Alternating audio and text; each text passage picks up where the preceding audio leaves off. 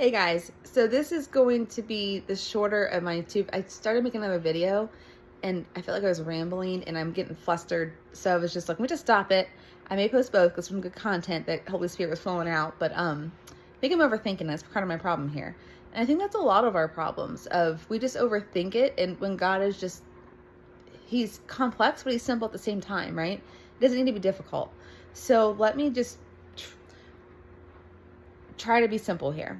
So the title of this is There Is More to This Jesus Thing. And why I aimed at that was around 2020 to 2021. I started feeling this knocking in my heart. And I kept hearing this or it's like a knowing or like a thing. Like a whole other story would be about spiritual gifts. I do have the gift of knowledge and stuff like that, like words of knowledge. And so I understand it. So I just started, at that time I was in the thick of narcolepsy and a lot of medication. Heavy stuff. I was working. I was very exhausted from working. A lot going on there. It's another story. That story is still being written. Or I still don't know the end of it, even though it's been since October 2022 when I was illegally fired. We'll just say that.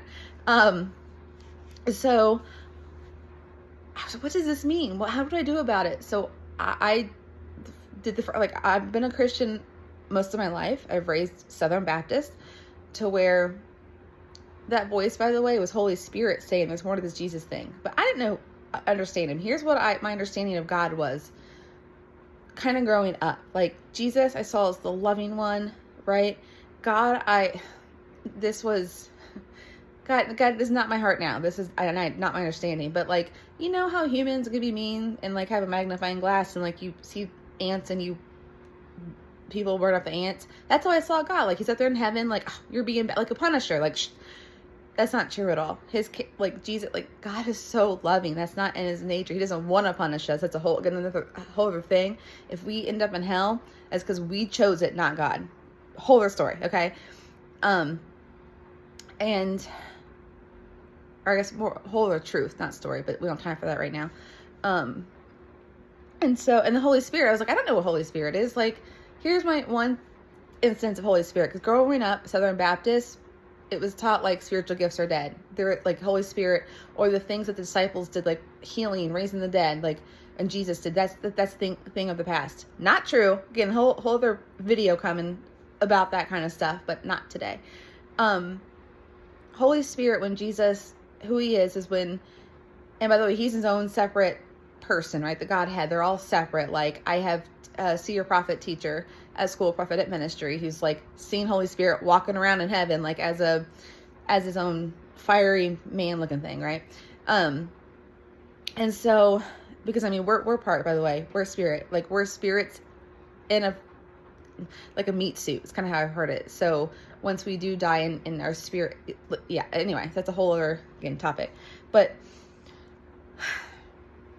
I didn't understand it. And so what I've come to realize, so when I started going to church, I was like, I understand what this is. I just know there's more. But what would happen is I would get sucked into work. I would get sucked in my narcolepsy symptoms and make it all about me because I was in victim mode. Like I had to stop playing the victim and just go to God. Like that's really what changed it. So I started doing that, and God is very gentle, right? And so we started just going to Crossroads. Or I think we not even that. Like we lived 3 miles from a Crossroads site, and we just started watching online. And then I kept doing that, and then things kept happening in my life to where I almost like lost Michael, like in a divorce, because at one point I remember it was because the day, it was September 17th, 2022. He said, "This relationship is killing me. I feel like I'm about to die if I stay here." And I was just like, and it was the first time I actually like something happened. Again, I didn't understand he was in me, Holy Spirit, where he allowed me to listen and take it in. I was like, I don't want this. And so God used that experience. He was like, you want to do it your way? Fine. And so I listened, and I was like, I can't do this. So Michael said, okay, let's do the Crossroads things. We did that. And a couple weeks later is when, I think it was the hero's journey. So we just did it on our own at home, but just doing those little things, just inviting God into those little spaces every day, and just like, God, I pray, even though I didn't know how to effectively pray then. But he still listened, and he heard those little cries. And so then fast forward, we just kept doing that. And then January 2022, they announced the All Bible Challenge at Crossroads, where we started the book of Daniel and put together in their app as a church. And that, from there, grew my love of the Bible, love of Jesus. Our family started being transformed. And again, there's so much more in between there. But it was going to God and getting to his word that made all the difference. And to where he unlocked, where I understand now, yes, there's more to this Jesus thing. It's not about, God's not a genie. It's not about just going to him when something bad happens, but including him in your everyday life. And so there's so much here I have, like all these notes. Let me end on Galatians 5:16 to like 26. I don't have all here. And I will say I love the Passion Translation. It's TPT. If you have a YouVersion Bible app or anything, I highly recommend it. But it talks about, so it says, as you yield to the dynamic life and power of the Holy Spirit, you will abandon the cravings of your self-life when your self-life craves the things that offend the Holy Spirit. You hinder him from living free within you. And the Holy Spirit's intense cravings hinder your self-life from dominating you. So then the two incompatible and conflicting forces within you are your self-life of the flesh and the new creation of the Spirit. But when you yield to the life of the Spirit, you will no longer be living under the law, but soaring above it.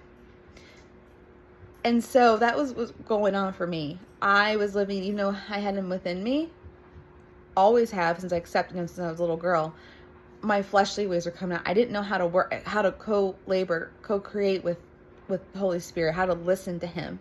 I wasn't allowing God to renew my mind, which again, all these different verses, and we'll go later. And so I was doing things. This is again the Passion Translation, but self-life is obvious, it says. And these are some of the personal things that I was doing, even with God living within me for 20 years. I was chasing after things instead of God. There was even some porn. Yes, even as a woman, I had a little bit of a porn issue. Manipulating others was a big one for me. Hatred of those who get in your way, senseless arguments, resentment when others are favored, temper tantrums, angry quarrels, being in love with your own opinions. Right? Even people as a church, right? That's a whole other thing. Oh, in the church. Okay, anyway. And so I didn't understand how to live of the fruit of the Spirit. And the fruit of the Spirit, it's love, right? So sometimes it's taught there's like 9 different fruits of the Spirit, but it's love starts first. And from love, the main fruit, the only fruit of God and Holy Spirit and Jesus is love. And then comes the joy, the peace, the patience, the kindness, the goodness, the faithfulness, the gentleness. And the last one in that line is self-control. I'm still learning how to have self-control. It's difficult. That's the thing. Nowhere in this life, God never says that he will not give us more than we can handle. Not true at all. But what he does give us and promises is that God who accepts him lives within us, and he who is within us can do all things. Not us, it's him. So we have to learn how to live with him and co-create and let him lead and take those steps after him.